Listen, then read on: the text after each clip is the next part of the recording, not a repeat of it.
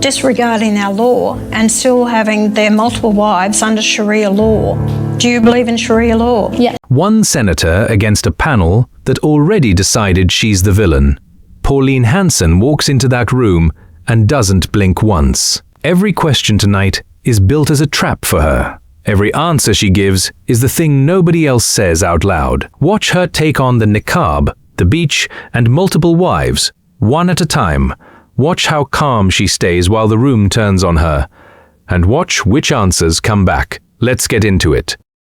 But Australia is more than where I live. It's my home.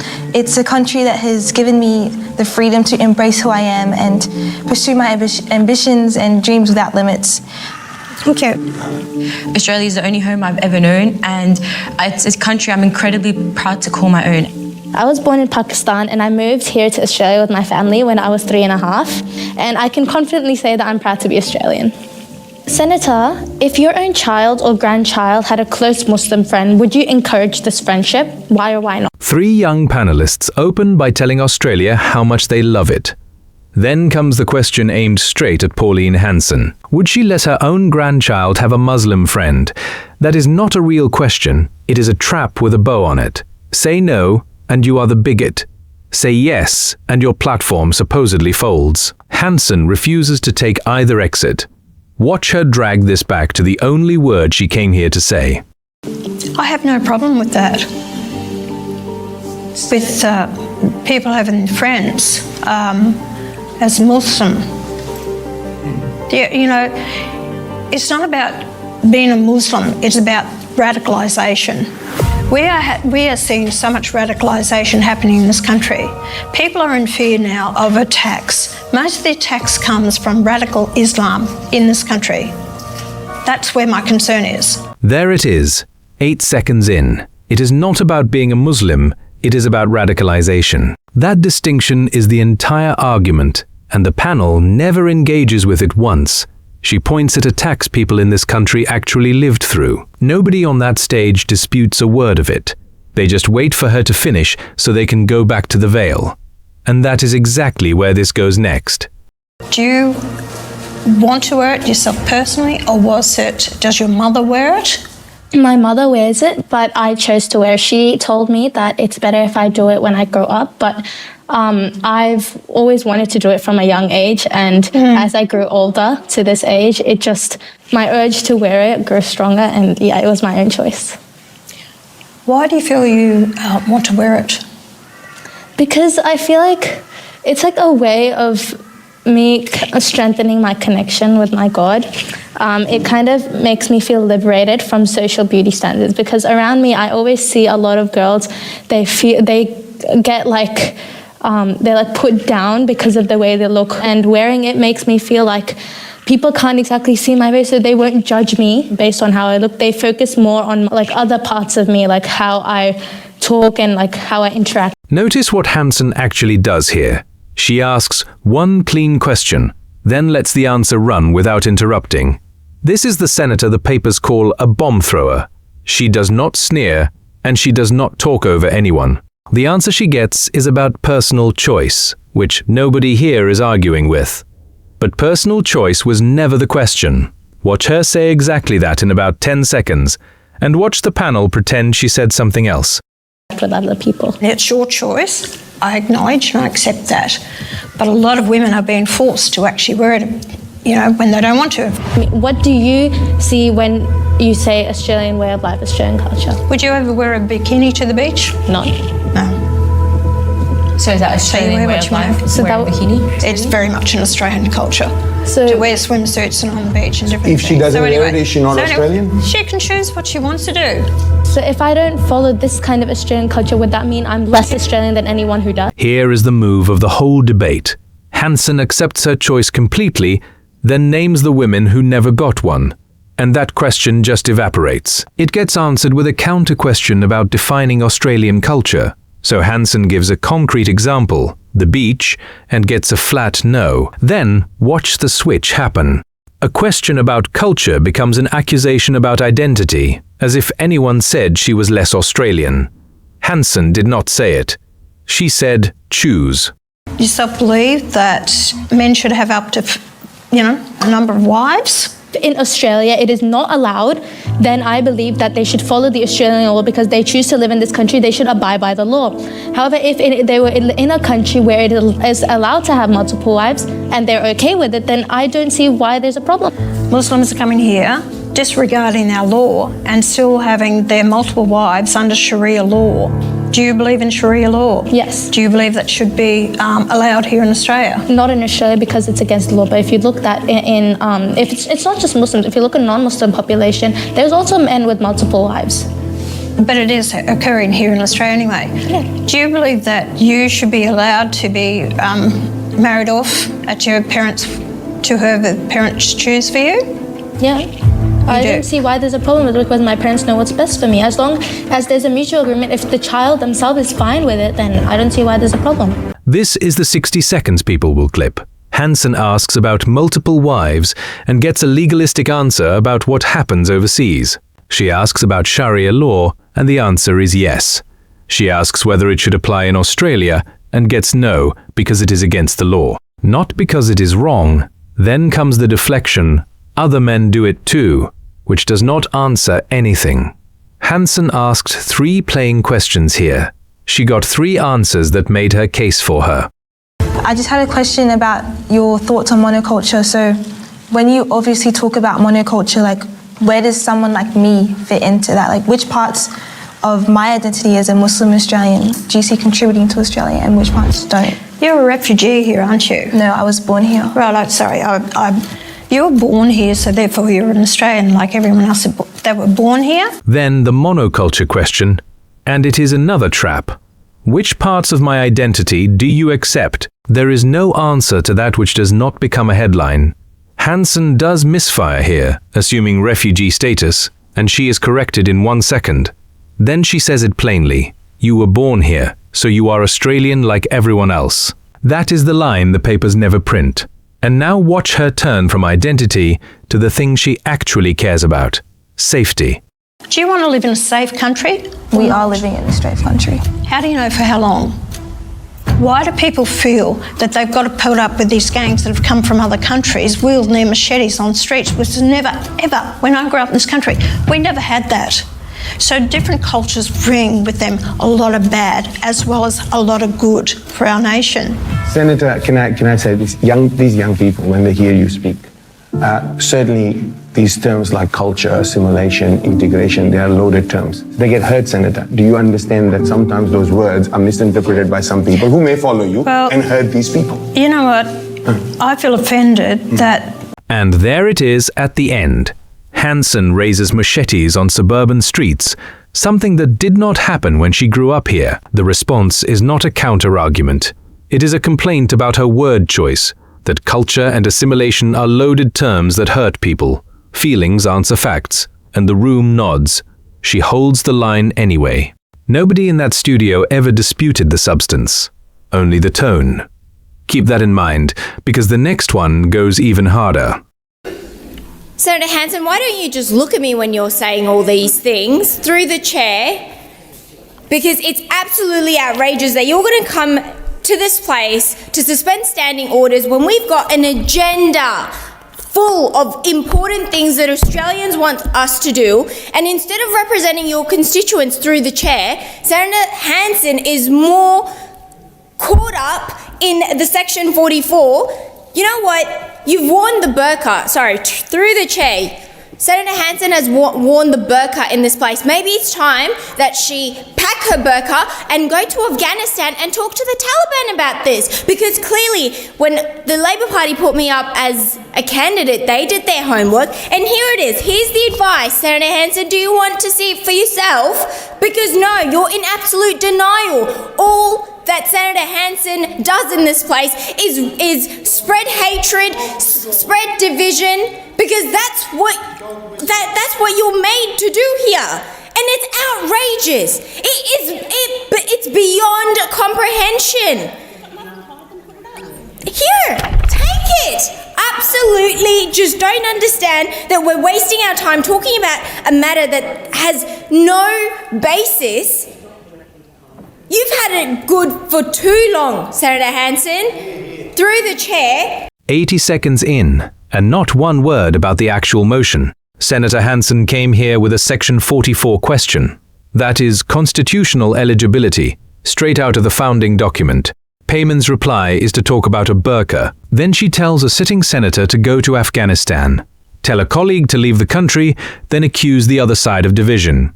And she is holding a document the whole time. She waves it, quotes it, and never tables it. Watch what happens when Hanson asks for it. Senator Hanson, is this a point of order? Yes, it is, because if she's got the documents, I ask her to table those documents. That's not a point of order. Senator Payman, you have the call. I am very honoured that I live rent-free in Senator Hanson's mind, but I think you've got better things to do than worry about Section 44 here when there's nothing to see. I mean, the racism and comments and quotes that you've made in the past. There it is. Hanson asks her to table the documents. If you wave advice around as proof, you table it. That is how the Senate works. Instead, we get a joke about living rent-free. Then, nothing to see here on the very question the chamber was asked to examine. She decides her own case and moves on. The document stays in her hand. Not one line of it ever reaches Hansard. I want to withdrawn that racism. It's not racism. I want it withdrawn. Senator Payman, I'd just rephrase that, please, and I'd ask you just to withdraw for the benefit of the chamber. Deputy President, I would like to make a few quotes from Senator Hanson that has previously indicated. No, Senator Payman, you have to withdraw for the benefit of the chamber, but then you can quote as much as you want. I will withdraw. Hanson stands up and asks for one thing: withdraw the accusation. And the standing orders are on her side. Watch Payman's first move after the ruling. She tries to slide straight into her list of quotes. The Deputy President has to order it a second time. Then comes the tell. I will withdraw so I can proceed. That is not an apology. That is a toll paid to keep talking. A technicality dressed up as a retraction. Senator Hanson's quote, I challenge anyone to tell me one thing that I've said that is racist. And here I begin. There's a few. There's so many. We could be here all day. She has said, I believe we're in danger of being swamped by Asians. In her first speech. In 1998 policy speech, she said Aboriginality would no longer exist under her party's policies. In another statement, she says, we're bringing in people from South Africa at the moment. There's a huge amount coming into Australia who have disease. They've got AIDS. If that is not racist, what is it? So this is the answer to a Section 44 motion. A maiden speech from 1996. A policy speech from 1998. Lines pulled from 3 decades of Hansard read out like a charge sheet. Not one of them touches the question in front of the chamber today. And notice the workaround. She was told the accusation breaches standing orders, so she launders it through quotation marks. Same charge, new packaging. It is a highlight reel, not a rebuttal. Oh, somebody bring the dictionary because Senator Hanson does not know the definition of racism. The fact that you would say just weeks ago to Senator Faruqi, piss off back to Pakistan. You're not just vindictive, mean, nasty. You bring disgrace to the human race. No dignity whatsoever as a senator in this prestigious place where we're supposed to bring unity, where we're supposed to have that freedom of expression, yes, but within boundaries and confinements of respect. Run those 2 lines back to back. You bring disgrace to the human race. Then, 20 seconds later, freedom of expression within the boundaries of respect. She sets the boundary right after she crosses it. Somebody bring the dictionary, she says. The dictionary also has entries for vindictive, mean, and nasty. Respect is a rule for Senator Hanson and a suggestion for herself, and the Section 44 motion is still sitting there untouched. I kept on giving you the benefit of the doubt, Senator Hanson, despite your repetitive attempts to be racist to anyone who does not look like you. You are a convicted Senator Hanson, point of order. Convicted racist. Yes, Senator Hanson. Yes, I do, and I want these comments about calling me racist You're a convicted withdrawn. racist. Senator Thorpe, please. This is not adding to the Senator Thorpe. This is not adding to the debate. Accusing someone of being a racist is in breach of the standing orders. Senator Payman can just withdraw that and continue with your remarks. Racist. Second point of order from Senator Hanson. Second time the chair backs her. Accusing a senator of racism breaches the standing orders. That is not Hanson's opinion. It is written in the rule book. Now count the breaches. Before the point of order, during it, and once more after the ruling. 3 times in under 40 seconds. That is not a parliamentary argument. That is a senator manufacturing a clip, then leaving the deputy president to clean it up. For the benefit of this chamber, I will withdraw. But you know what, Senator Hanson? How do you live with yourself, Senator Hanson, with so much violent hatred? How do you live through your days spreading hatred? How do you go to sleep? How do you look your neighbours in the eye knowing that you come to this place and spreading the vile hatred, the vile comments that you make? It's disgraceful. It's disgusting. I have no other words to describe your actions because you come here and I don't know how you're going to justify it to every Australian out there watching, because I hope you're watching what Senator Hanson's doing. She's holding up business of the day because she is obsessed with me. And that is the whole speech. 5.5 minutes on one senator's character. 0 seconds on the constitutional question that put the motion on the paper. 2 forced withdrawals. 2 points of order that landed. It ends with an accusation of obsession delivered by the senator who spent 5 minutes quoting her. Hanson asked a procedural question and got a character trial. Keep that pattern in mind, because what comes next runs on exactly the same fuel. Do you make a distinction, Pauline, between so-called radical Islam or Islamism and the moderate Muslim faith? Very good question, because what I've learnt and read about it, that the people of Islam, belief and faith, will actually working with you to befriend you, do whatever they want to do, need to do, to actually get into their communities, become members of parliament, grow their numbers, and then one day it's going to go whack and you won't know what's happened to you. And that's what I see what's happening. You know, I feel for Britain, when I see the number of Muslims in Trafalgar Square praying there, it's about dominance. They're sending a clear message. We're taking your country and you've got nothing to do about it and you can't say or do anything about it. And that's why the people are rising up against it. Watch the question the host opens with. Radical or moderate? Pick a side. Hanson refuses the frame entirely. She lays out a sequence instead. Friendships first, then communities, then seats in the Australian Parliament. And then, one day, it goes whack. She takes it to Trafalgar Square. Thousands at prayer under Nelson's column. To her, that is not devotion. It is a claim on the country.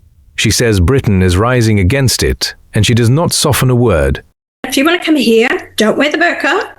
You respect our laws. You treat it the same as every other Australian, but don't go out thinking you're going to bring in Sharia law into our country, because I'll oppose it. There it is, the whole platform in 3 lines. Respect the laws of the country, don't wear the burqa here, and don't bring Sharia law into Australia. No caveats, no hedging, no walking it back. Politicians have lost pre-selection for less. Now watch what the host reaches for next. Not the principle, a percentage, as if a small enough number could make the concern go away. And can you tell me how much of the Australian population is made up of Muslims now? Is the rise of radical Islam an issue in Australia? It's about 4%, Mark. We've got about 1 million Muslims in the country, over 28 million population. And we've seen a rise of it in some of these federal electorates where 30% of the vote is actually Muslim. And you see it increasing all the time. And it affects 4% of the population, about 1 million people out of 28 million. That is the number the host wanted. And Hanson hands it over without flinching. Then she does the thing that number was meant to prevent. She points at the federal electorates where that vote hits 30%. National averages don't decide seats. Individual electorates decide who governs. And the host knows exactly what that means. So listen to what he concedes next. Democratic outcomes, which is a concern. Of course it does. And you have to be realistic about it. And I think what happened last December with the Bondi attack, and the 15 Australians were killed there by these two Islamic, who were radicals in the country. But it's not the first attack that we've had, terrorist attack in Australia. So, we have to be mindful of that. You've got about 18,000. There's 200 people on the watch list in Australia. And then you've got another who are being watched, and then there's another 18,000 watched by ASIO as well. So we do have a problem in Australia, and it's a growing problem, and we need to be mindful of it and make sure we're on top of it so it doesn't impact our country and our way of life. Then she names the Bondi attack. Last December, 15 Australians killed, and she says it plainly. This was not the first terrorist attack on Australian soil. Then come the official figures, 200 people on a watch list, another 18,000 monitored by ASIO. Those are not campaign numbers. Those come from the security agencies. And the question the host asks next is the one most people tiptoe around. Watch how little she hesitates. So notwithstanding the relatively small numbers at this stage, do you have concerns about the so-called Islamification of Australia? Of course, any country should. Canada has gone that way, that it's very much been dominated by these Islamic organisations, these clerics and the imams. We've got hate speech on our streets, and yet they don't seem to be pulled up. I see it growing, and my concern is what's been taught in the Islamic schools. It is a real problem, and if we look at history, what's happened to Egypt, Lebanon, these countries that were Christian countries, they were taken over slowly, but they were taken over. America, the problems with it over there. Around the world, we see these problems happening.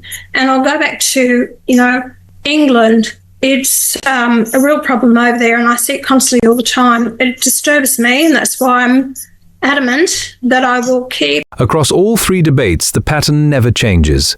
In Chapter 1, Pauline Hanson faced a room of young Muslim Australians and got her answers on Sharia, and the only pushback left was about her vocabulary. In Chapter 2, a simple Section 44 motion went into the Senate, and a character trial came out, with Fatima Payman spending 5 minutes on Hanson's past instead of the document she refused to table. By Chapter 3, she was supplying numbers, watch lists and ASIO figures, while the host asked her to soften the framing. 3 rooms, 3 attempts and not one direct answer. Is Pauline Hanson asking the questions? Nobody else will.